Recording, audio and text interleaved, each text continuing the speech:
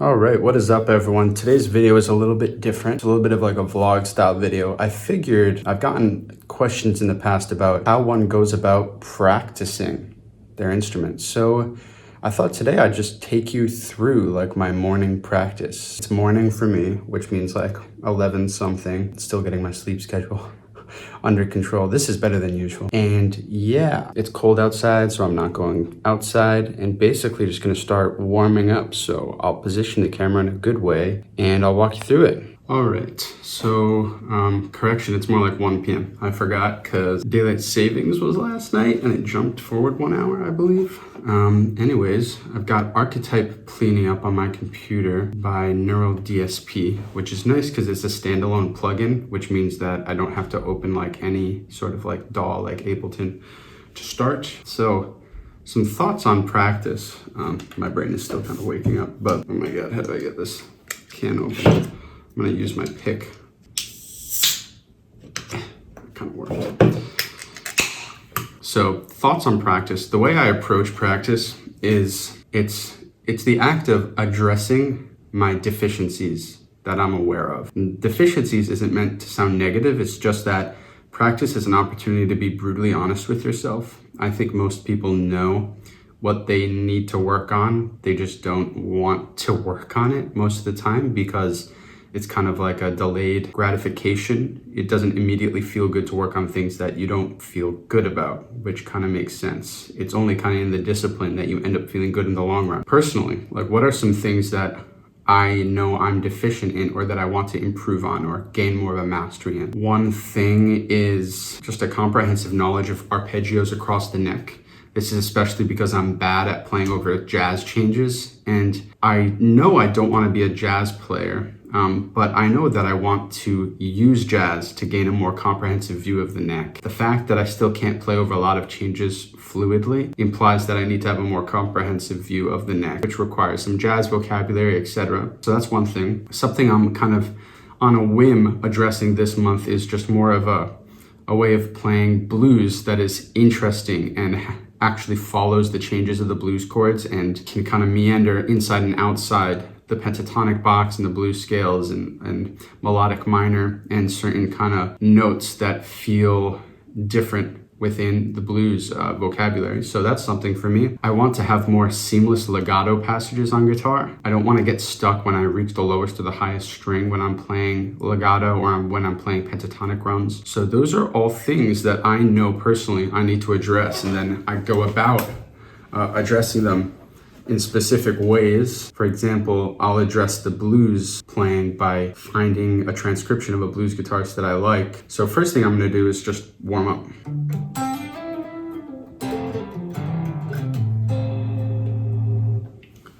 And today I'm playing with distortion just because I rarely do play with distortion. So I'm trying to get used to playing with the tone. I often just practice clean, but today's distorted. And I just warm up just by playing some random things and getting my hands, warm.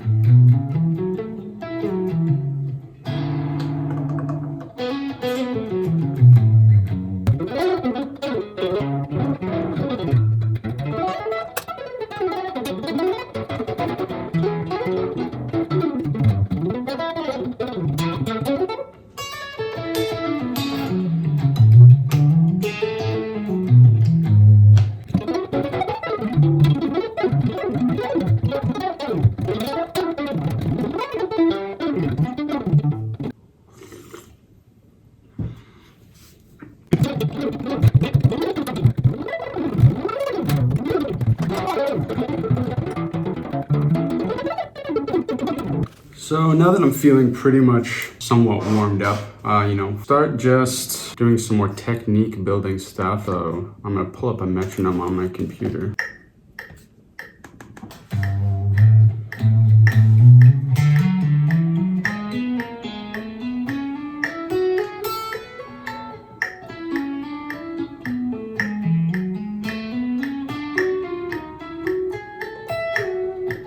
So what I'm addressing kind of lately with legato practice is that I have kind of certain vocabularies down and certain moves in the legato realm down, but I want to have a more seamless flow between changing positions, like horizontally on the neck.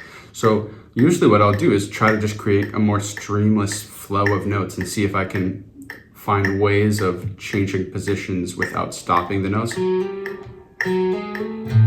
So I'm in the key of A major right now. Arbitrarily chose it.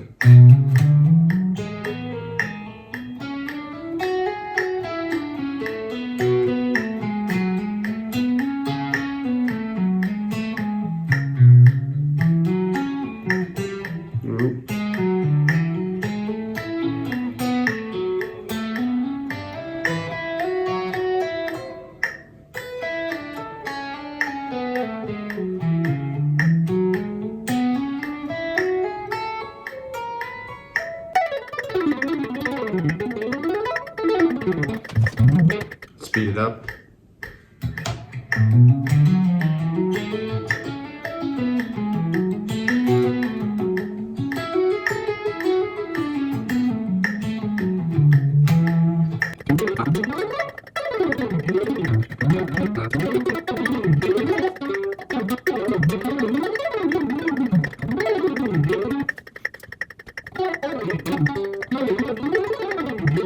Now speed it up even more.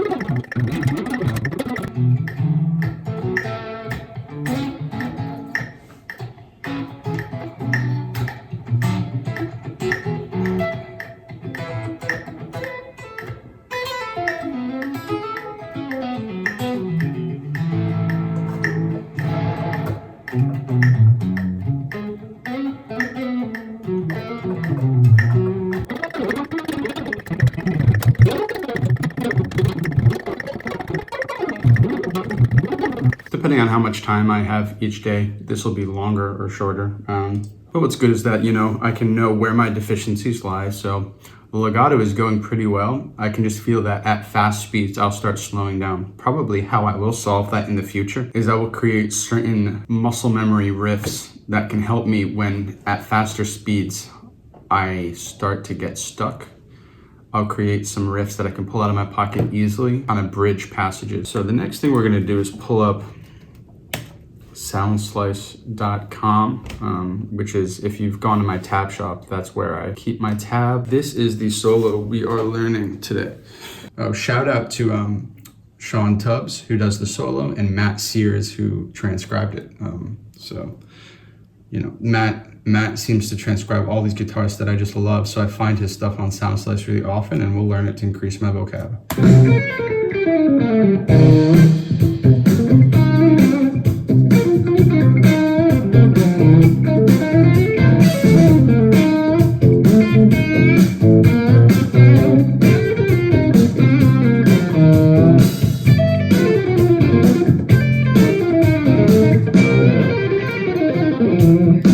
So that's kind of what I'm concerned with, is, at least one time through that blues passage, through the form, so I can get the form down and understand the vocabulary that he's learning. For example, he uses certain diminished passages, specifically using the diminished scale, create an outside sound, and the way that he does that moving into the 4 chord, which in this case is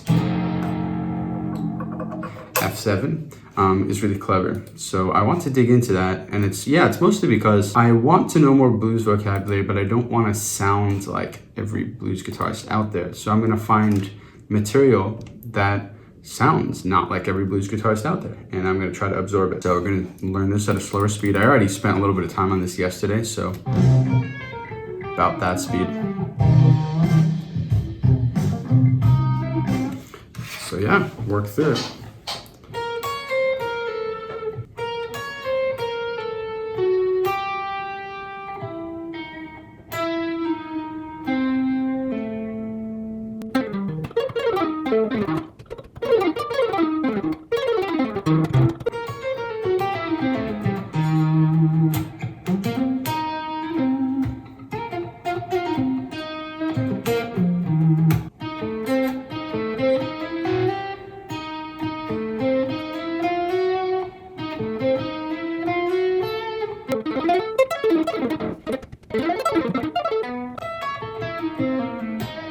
I'm gonna pay special attention to like what happens when he moves into the 4 chord or 5 chord, because what I want to be able to do is highlight those changes more accurately. That's something I feel like I don't do well. So the way that he goes.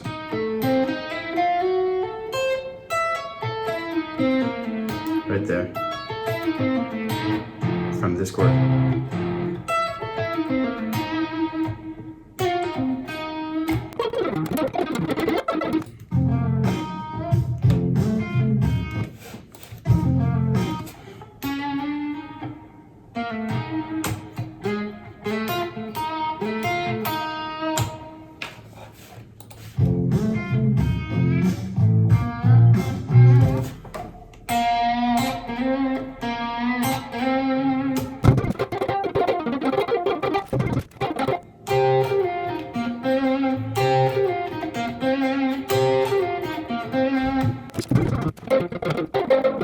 That rhythm down.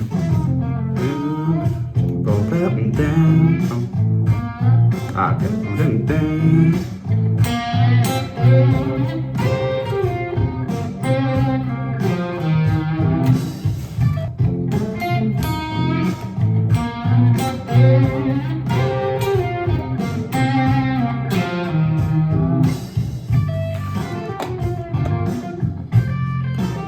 Still want to know that part.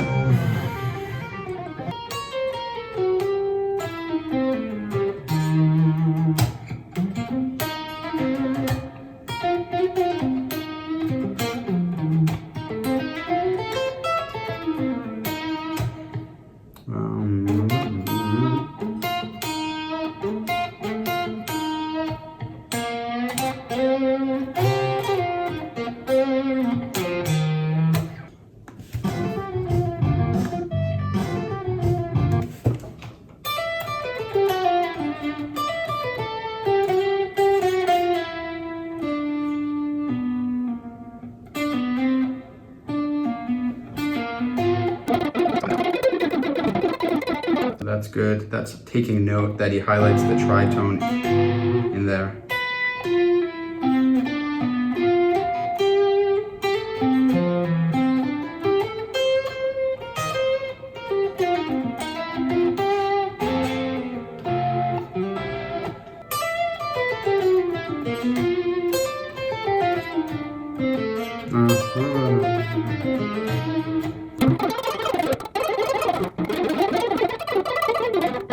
Something I'll do when I'm transcribing is try to reiterate that riff either in different places on the neck or find versions of it that use the concept to try to make it my own. So like that.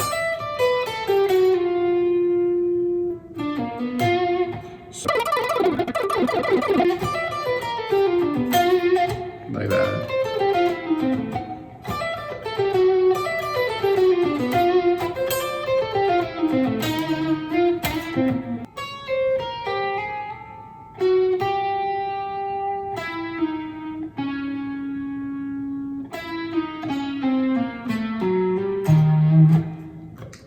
That's a riff that I could turn it into for future use. No.